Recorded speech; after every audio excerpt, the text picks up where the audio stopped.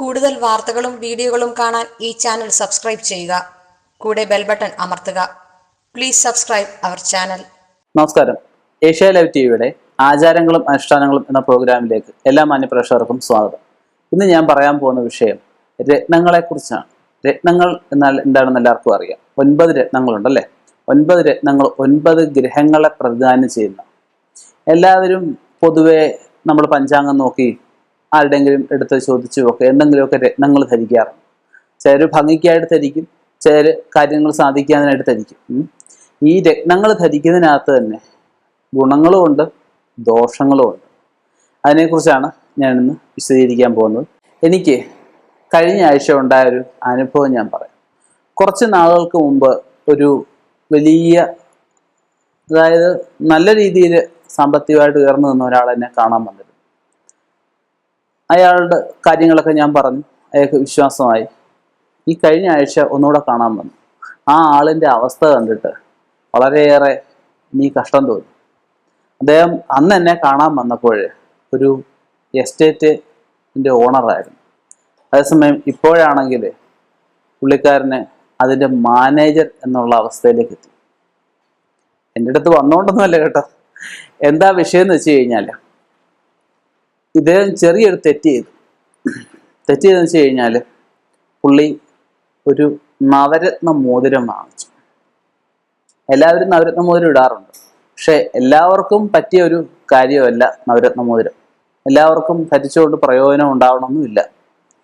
അത് നമുക്ക് ഒരു ജെമോളജിസ്റ്റിന്, അല്ലെങ്കിൽ ഉത്തമനായ ഒരു ജ്യോതിഷന്, അല്ലെങ്കിൽ ഇങ്ങനെ രത്നശാസ്ത്രങ്ങളെ കൈകാര്യം ചെയ്യുന്ന ഒരാളിനെ കണ്ട് അദ്ദേഹത്തിൻ്റെ അഭിപ്രായ പ്രകാരം നല്ല രത്നങ്ങൾ തിരഞ്ഞെടുത്ത് അത് സൂക്ഷ്മമായ പരിശോധന നടത്തി അത് ഏത് ഗ്രഹത്തിൻ്റെ ആണെന്ന് കണ്ടെത്തി അത് പൂജിച്ച് ധരിക്കുന്നതായിരിക്കും ഏറ്റവും നല്ലത്.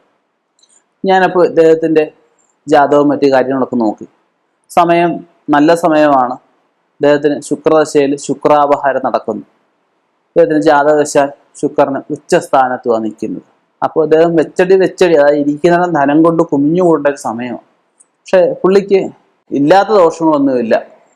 മാനസിക ബുദ്ധിമുട്ടുകൾ, ഉറക്കമില്ലായ്മ, കുടുംബത്തിലായാലും ഒരു അലോഹ്യം, ഇങ്ങനെ പല അവസ്ഥകൾ കൗടി വെച്ച് നോക്കി, മറ്റുള്ള കാര്യങ്ങളെല്ലാം നോക്കിയിട്ടും ഈ ആളിന് ജ്യോതിഷവശാൽ അല്ലെങ്കിൽ നമ്മുടെ ആധ്യാത്മിക മേഖലയായിട്ട് ബന്ധപ്പെട്ട് പ്രത്യേകിച്ച് വിഷയമൊന്നും പ്രഥമ ദൃഷ്ടിയായി എനിക്ക് തോന്നിയില്ല.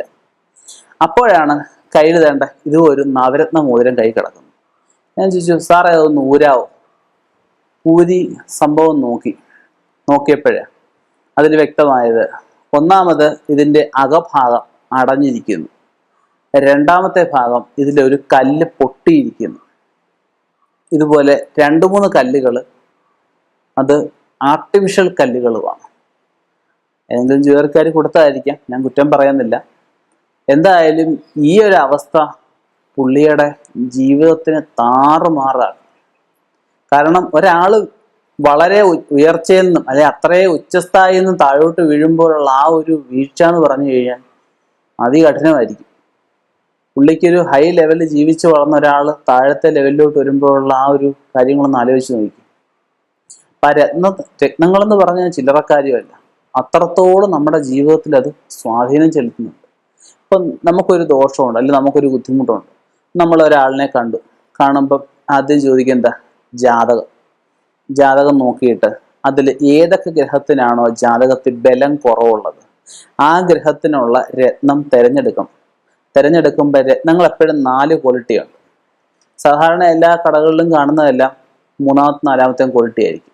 അത് ഇട്ടുകൊണ്ട് യാതൊരു പറയുന്നത്. 4-ാമത്തെയാണ് ഈ ആർട്ടിഫിഷ്യൽ എന്ന് പറയുന്നത്.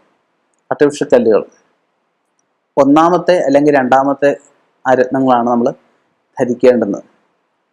നമ്മളത് കല്ല് വാങ്ങുമ്പോഴായാലും സൂക്ഷ്മമായിട്ട് പരിശോധിക്കണം. ഇതിൽ പൊട്ടലുകൾ, ചിന്നലുകൾ, കീറലുകൾ, മറ്റൊരാൾ ഉപയോഗിച്ചത് ഇതൊന്നും ആയിരിക്കാൻ പാടില്ല. ഇത് വിശദമായിട്ട് നോക്കി, ഇത് കാലയളവും ചിലർ പറയും ഒരു രത്നം നമ്മളെടുത്ത് 3 വർഷം അല്ലെങ്കിൽ 5 വർഷം ഇടാവെന്ന് പറയും. അങ്ങനെയൊന്നുമില്ല. ഇതിൽ സ്ക്രാച്ച് വീഴുന്ന കാലയളവ് വരെ നമുക്ക് കൈ ധരിക്കാം. അങ്ങനെയുള്ള ഒരുപാട് കാര്യങ്ങളുണ്ട്. ഇപ്പം ഏതായാലും ഈ പറഞ്ഞു കൊടുക്കുന്ന ജെമോളജിസ്റ്റാണ് ഇതിനെപ്പറ്റിയുള്ള കാര്യങ്ങളെല്ലാം വിശദമായിട്ട് പറഞ്ഞു കൊടുക്കും. ഇപ്പം ദശാകാലത്തിനനുസരിച്ചിടാം, ജാതകത്തിൽ ബലം കുറവുള്ള ഗ്രഹങ്ങൾക്കിടാം, സൗഭാഗ്യരത്നങ്ങളിടാം. എന്തായാലും എപ്പോഴും ശ്രദ്ധിച്ച് മാത്രമേ ധരിക്കാവൂ. ഈ ഒരു അനുഭവത്തിന് വെളിച്ചത്തിലാണ് ഞാൻ ഈ വീഡിയോ ചെയ്യുന്നത്. എന്തായാലും കാര്യങ്ങൾ നോക്കിയും കണ്ടും പ്രവർത്തിക്കുക. ഈ രത്നങ്ങൾ ആർക്കും ഒരു വിനയാവാതിരിക്കട്ടെ.